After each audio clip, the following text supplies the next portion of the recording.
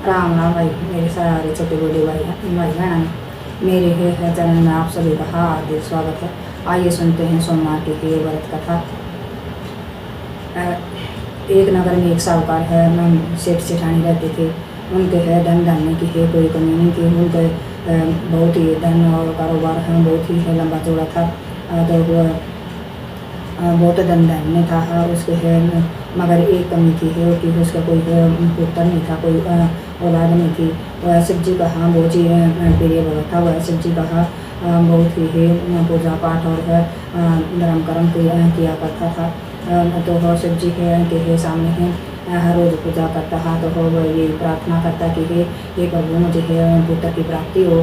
तो एक समय है उस शिव जी की पूजा कर रहा था। वह माता पार्वती और शिव जी वहाँ से जा रहे थे।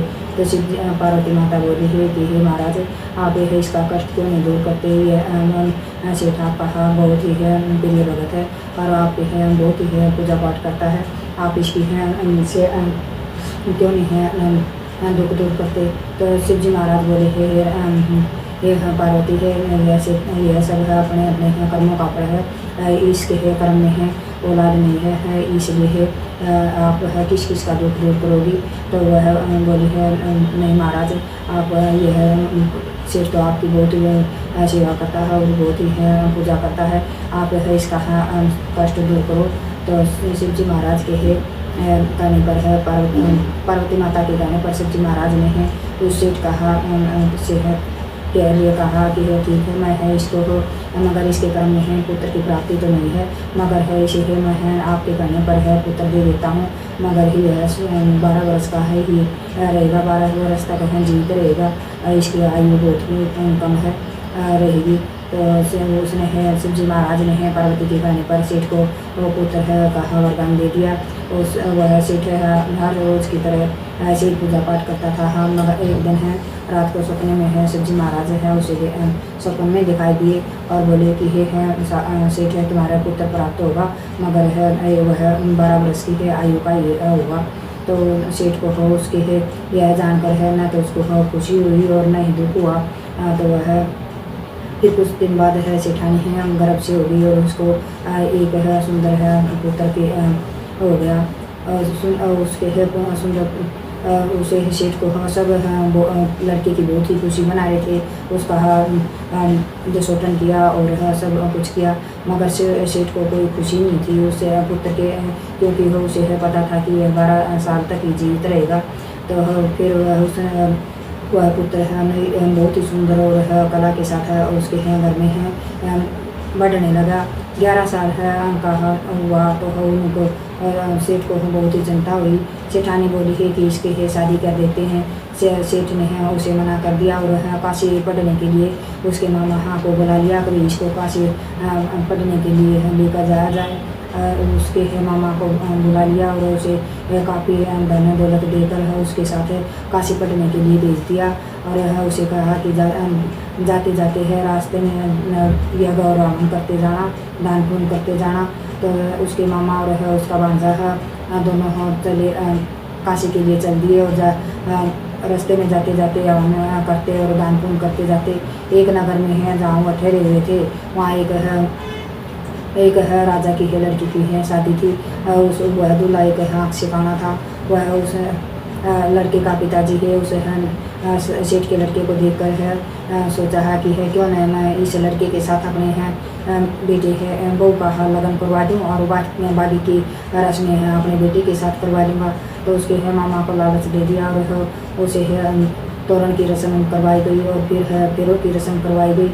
तो वह सेठ और वह मामा भांजा की रस्म होने के बाद में अपना काशी के लिए चल दिए।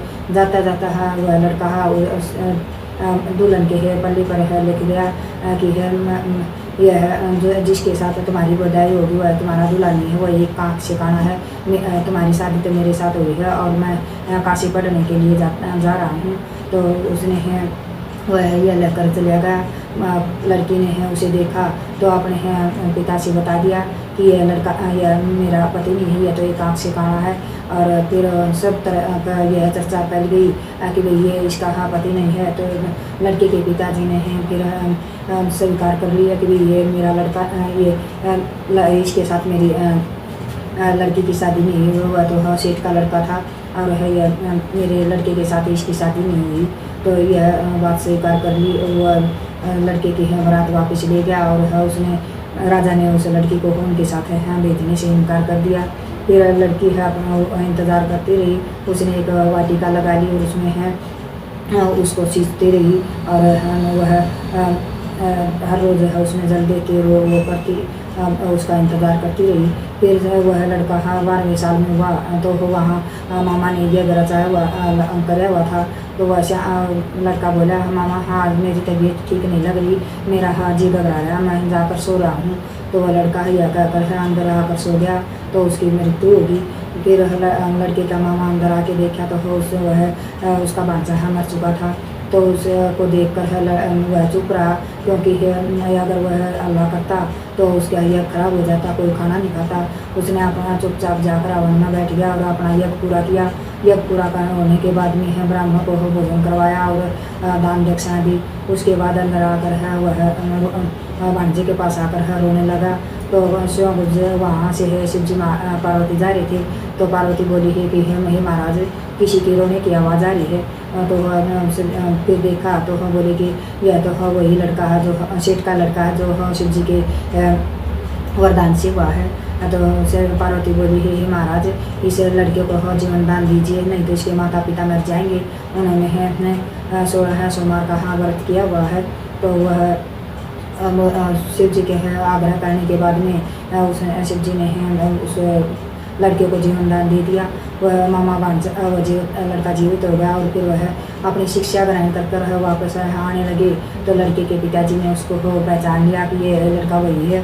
तो उसके बाकी की रस्में उसके साथ करवाई और लड़की को बहुत सा धन और दहेज हाथी घोड़ी देकर उसके साथ विदा कर दिया। लड़के के माता पिता छत पर बैठे हुए थे। अगर उसका ये पता चल गया कि लड़का मर गया तो हम जीवित नहीं रहेंगे। वो अपने ऊपर बैठे हुए थे। उन्हें पता चला कि लड़का और बहू आ रहे हैं। तो वह अपने लड़के को जीवित देखकर बहुत खुश हुआ और बहू का लड़के का बहुत ही धूमधाम से स्वागत किया और गाँव वासियों को भोजन कराया और दान दक्षिणा दी। शिव जी महाराज जिस तरह उसे सेठ को ऊपर टूटा उसे सब ऊपर टूटी हो, सबको पुत्र की प्राप्ति हो। कह नारायण सुनना रो पारे भरनारायण सब ने शिव जी महाराज है पुत्र की प्राप्ति दे और धन धन से भरपूर करे। जय शिव जी महाराज की, जय सच्चे दरबार की।